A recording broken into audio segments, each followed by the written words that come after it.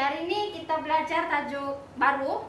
Masih lagi dalam karangan, yaitu kertas 1 bagian E. Bukan bagian 1, bagian E.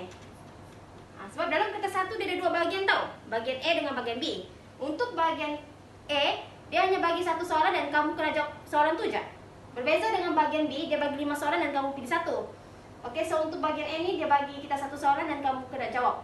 So bagian E ni lebih kepada bahan rangsangan. Maksudnya di sini dia bukan bagi soalan saja tau, tapi dia bagi bahan rangsangan sama ada dalam bentuk peta, jadual ataupun graf-grafik dan sebagainya. Oke, untuk bagian E kita ambil masa 45 minit untuk menjawab. Jangan lebih, sebab kamu kena rancang kamu punya masa untuk menjawab. Kalau kamu lebih, kemungkinan besar kamu susah untuk menjawab di bagian E, tidak masa. Oke, sudah 45 menit. Patah perkataan ialah 200 hingga 250 patah perkataan. Biar lebih, jangan kurang. Oke, macam mana pula kalau kamu mau buat lebih?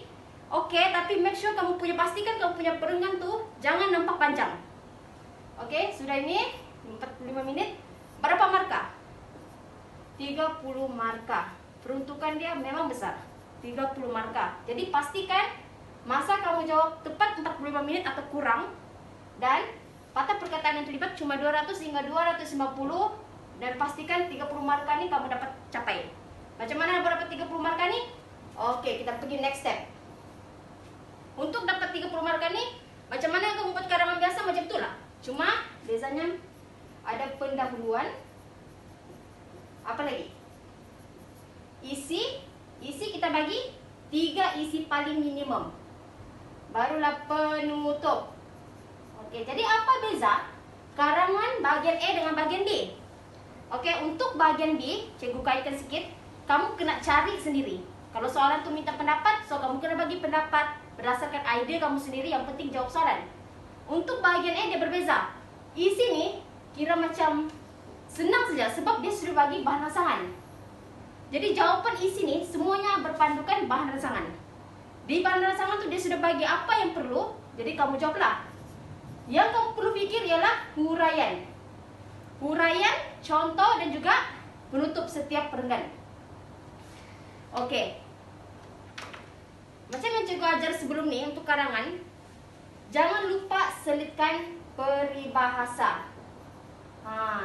Cikgu selalu tegurkan peribahasa ni penting, tapi untuk bagian E sekurang-kurangnya 1 peribahasa untuk 1 karangan.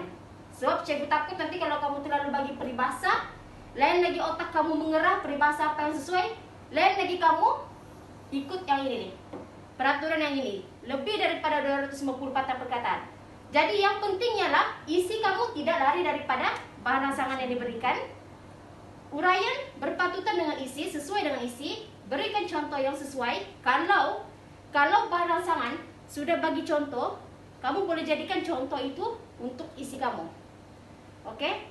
Kalau bahan rangsangan, kalau tiada, kamu boleh kaitkan contoh yang bertepatan dengan bahan rangsangan yang diberikan. Kalau bahan rangsangan bagi contoh dalam Kisah Jalan Raya, make sure kamu punya contoh tu tidak lari sangat, tidak jauh sangat. Oke, dan peribahasa ni boleh kaitkan yang bersesuaian lah untuk isi. Oke, penutup ni pun sama juga. Oke, penutup yang cikgu selalu tegaskan ialah ayat penegas. Oke, macam mana ayat penegas yang biasanya kita guna? Kita haruslah, kita mestilah. Oke, haruslah, mestilah.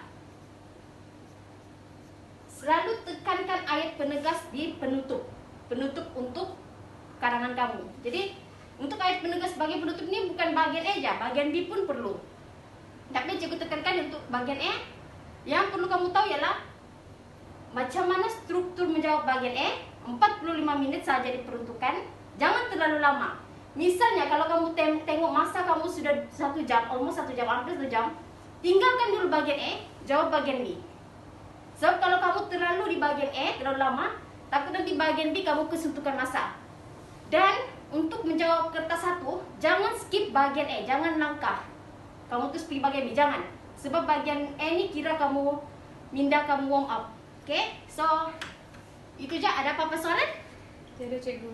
Oke, jadi kita pergi ke tugas terusnya, boleh? Boleh.